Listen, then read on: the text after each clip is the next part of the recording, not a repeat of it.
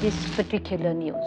It's important to us where the family of India today is concerned. All 5 accused in the 2008 murder of Delhi journalist Soumya Vishwanath have been convicted by a Delhi court almost 15 years after the crime that took place in the national capital. 30 सितंबर 2008 भारत देश की राजधानी दिल्ली शहर में एक breaking news event को cover करने की story पर देर रात काम करने के बाद सौम्या अपने झंडेवालान वाले ऑफिस से निकलती है अपने घर जाने के लिए। ये उसके लिए डेली रूटीन जैसा ही होता है। ज़्यादातर जो नाइट शिफ्ट लोग करते हैं या जर्नलिस्ट होते हैं, ये उनकी वर्किंग लाइफ का एक पार्ट ही बन चुका होता है। लेकिन आज की सुबह सौम्या की हमेशा के लिए रात होने वाली थी। अपने घर पहुंचने से पहले कुछ ही दूरी पर रास्ते में सौम्या की गोली मारकर हत्या कर दी जाती है।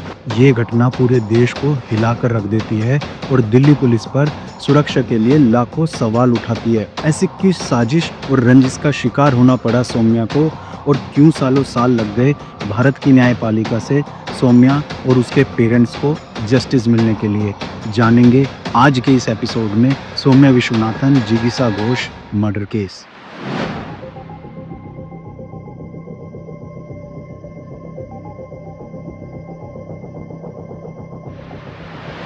हेलो फ्रेंड्स, मैं हूं Gopal and welcome back to the wrong doer diaries. अगर आप लोगों को ह्यूमन नेचर की डार्कर साइड और क्रिमिनल साइकोलॉजी को देखना और सुनना पसंद है तो आप ये चैनल सब्सक्राइब कर सकते हो, जहां पर हम true crime cases, criminal psychology और उन अनट्विस्टेड इवेंट्स की डिटेल नरेशन करते हैं जो देश और दुनिया की मेंटलिटी को चेंज करने का दावा रखती हैं। 8 दिसंबर 1982 कुट्टीपुरम केरला के रहने वाले M.K. विश्वनाथन और उनकी वाइफ माधवी, जो अब दिल्ली में रहते हैं, एक बच्ची के पेरेंट्स बनते हैं। इस बच्ची का नाम सौम्या विश्वनाथन रखा जाता है। सौम्या विश्वनाथन की एक बड़ी सिस्टर भी होती है, शुभा विश्वनाथन। सौम्या के father M.K. Vishwanathan Voltas company में वर्किंग होते हैं। वहीं सौम्या की मदर दिल्ली यूनिवर्सिटी में लेक्चरर होती हैं। सौम्या की प्राइमरी एजुकेशन दिल्ली में ही होती है और फिर वो दिल्ली यूनिवर्सिटी के कमला नेहरू कॉलेज से ग्रेजुएशन इन जर्नलिज्म करती है और उसके बाद Soumya Vishwanathan post graduation in broadcast journalism के लिए IIMC ढेनकनाल उड़ीसा चली जाती हैं। फरवरी 2008 में सौम्या विश्वनाथन दिल्ली वापस आकर एक न्यूज कंपनी हेडलाइंस टुडे को as a news producer join करती है, जिसे आजकल इंडिया टुडे भी बोला जाता है। हेडलाइंस टुडे को ज्वाइन करने से पहले सौम्या विश्वनाथन CNN, IBM जैसी बड़ी संस्था के साथ भी काम कर चुकी हैं। हेडलाइंस टुडे को ज्वाइन करने के करीब 8 महीने बाद 29 सितंबर 2008 सोमवार का दिन था। गुजरात और महाराष्ट्र की अलग अलग जगहों पर 3 बॉम्ब ब्लास्ट होते हैं। सौम्या सारा दिन इस न्यूज़ को कवर करने में लगी रहती है और इवनिंग में अपने कलीग्स के साथ उनकी हेल्प करने के लिए ऑफिस में ही रुक जाती है। 30 सितंबर 2008 मंगलवार का दिन था। सौम्या सुबह के करीब 3 बजे अपने झंडेवालान ऑफिस से, जो करोल बाग दिल्ली में है, वहां से अपने घर C9 ब्लॉक वसंत कुंज दिल्ली के लिए निकलती है अपनी वाइट कलर की ज़ेन कार में। वसंत कुंज से करीब 5 से 7 किलोमीटर पहले सौम्या विश्वनाथन एक वैगनर कार को ओवरटेक करती है। इसके अंदर 4 लोग बैठे होते हैं, रवि कपूर, अमित शुक्ला, बलजीत मलिक और अजय कुमार। ये चारों लोग सौम्या को अकेला पाकर उसकी मारुति ज़ेन कार को ओवरटेक करने की उसका पीछा करते हैं। लेकिन सौम्या जब नोटिस करती है कि उसका कोई पीछा कर रहा है तो वो कार की स्पीड को बढ़ा देती है। जब ये चारों लोग सौम्या को पकड़ने में नाकामयाब होते हैं और उसके चलते रवि कपूर अपनी कंट्री मेड पिस्टल 0.315, जिसे आम भाषा में देसी कट्टा भी बोलते हैं, निकालकर सौम्या के ऊपर गोली चला देता है और अनफॉर्चुनेटली ये गोली सौम्या के सर पर जा लगती है और ऑन द स्पॉट ही सौम्या की जान चली जाती है और अनकंट्रोल्ड सौम्या की कार जाकर डिवाइडर से टकरा जाती है और ये सारा का सारा इंसिडेंट दिल्ली की नेल्सन मंडेला रोड पर होता है। The 25-year-old journalist was shot dead on Nelson Mandela Marg in South Delhi while returning home after work at night. और ये कांड करने के बाद ये चारों लोग वहाँ से भाग जाते हैं और करीब 20 मिनट बाद ये लोग दोबारा आते हैं सौम्या की कंडीशन देखने कि वो जिंदा है या नहीं। और करीब सुबह के 3:45 पर एक साइकिल सवार वहां से गुजर रहा होता है। वो देखता है कि डिवाइडर पर एक कार का एक्सीडेंट हुआ है तो वो तुरंत पुलिस को फोन करता है और पुलिस को इन्फॉर्म करता है कि यहाँ पर नेल्सन मंडेला रोड पर एक कार का एक्सीडेंट हुआ है। कुछ ही देर में पुलिस मौके पर पहुंच जाती है और मौके पर पहुंचने के बाद पुलिस कार के अंदर सौम्य की डेड बॉडी को देखकर ये अंदाजा नहीं लगा पाती कि ये कार एक्सीडेंट है या एक सोची समझी साजिश के तहत मर्डर किया गया है। Police claimed the motive was robbery.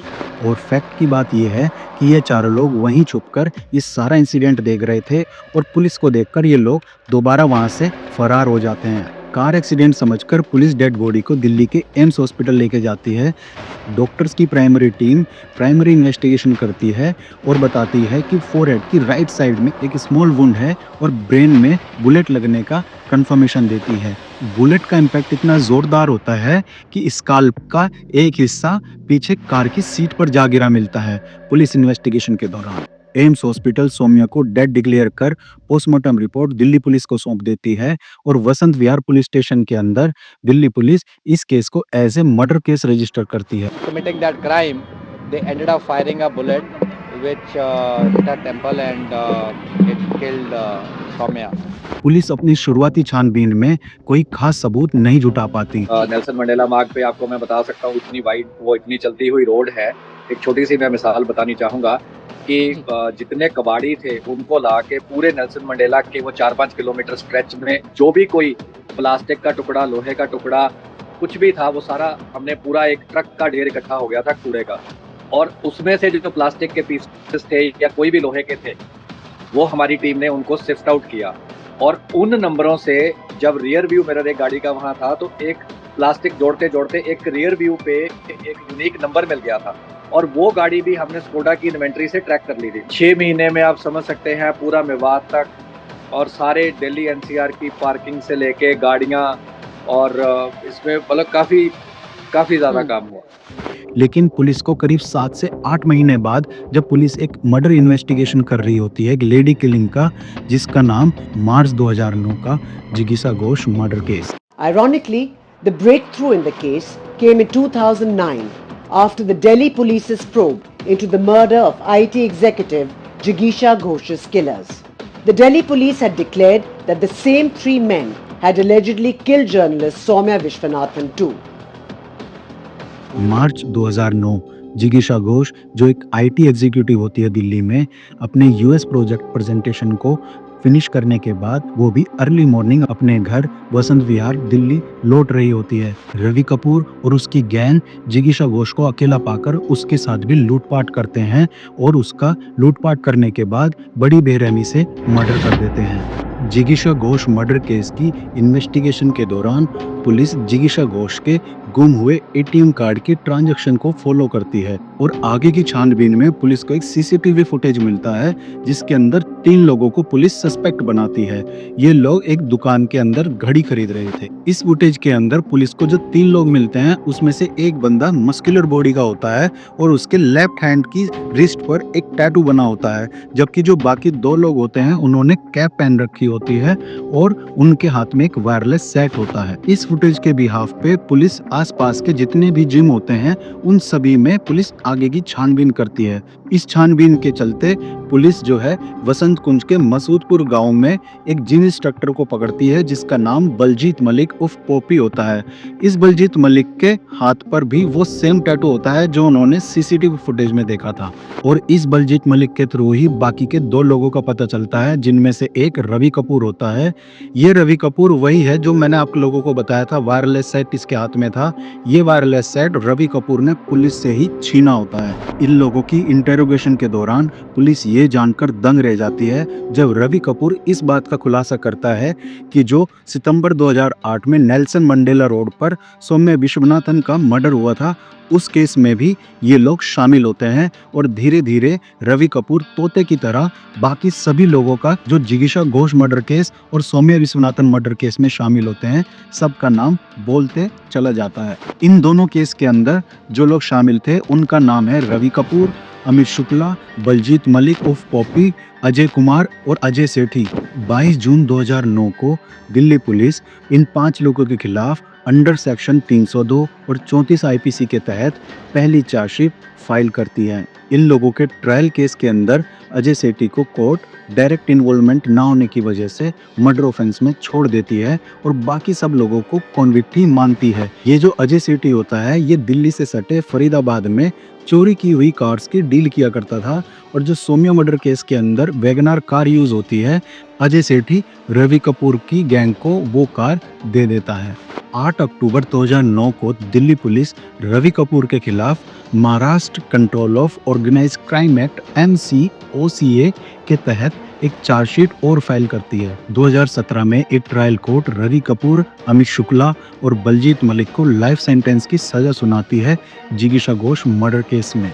Delhi's Saket court has handed life imprisonment to all the 4 men, Ravi Kapoor, Amit Shukla, Baljit Malik and Ajay Kumar, convicted in the murder. The court rejected the request for a death sentence, stating that the case did not meet the criteria of a rare case.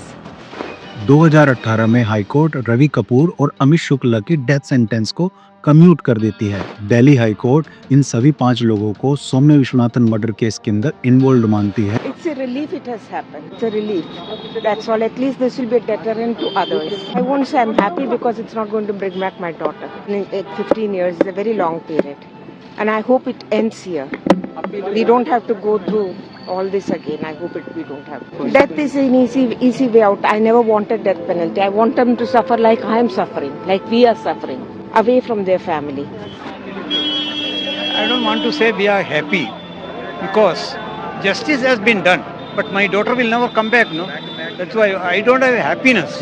Now let us hope for the maximum punishment, that's all. Happy and satisfied that justice has been finally served after 15 long years.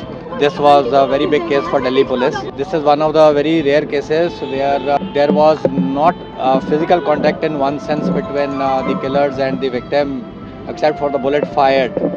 Motive was also very immediate in nature, where they wanted to rob and scare the victim, and in terms of committing that crime, they ended up firing a bullet which hit her temple and it killed Soumya.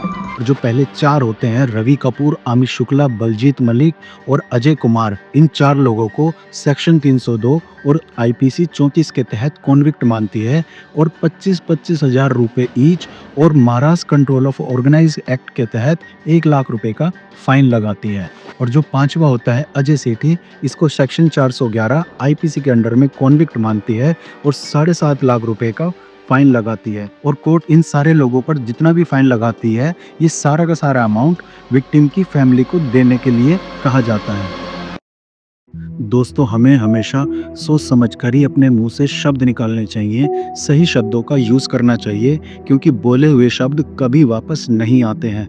सामने वाला आपकी किस बात से नाराज़ होकर एक ऐसा कदम उठा ले, ऐसी सिचुएशन क्रिएट कर दे जिससे हालात किस हद तक बिगड़ सकते हैं, ये कोई नहीं जानता। इसी से ही रिलेटेड एक केस को जानने के लिए आप इस चैनल को सब्सक्राइब कर सकते हो।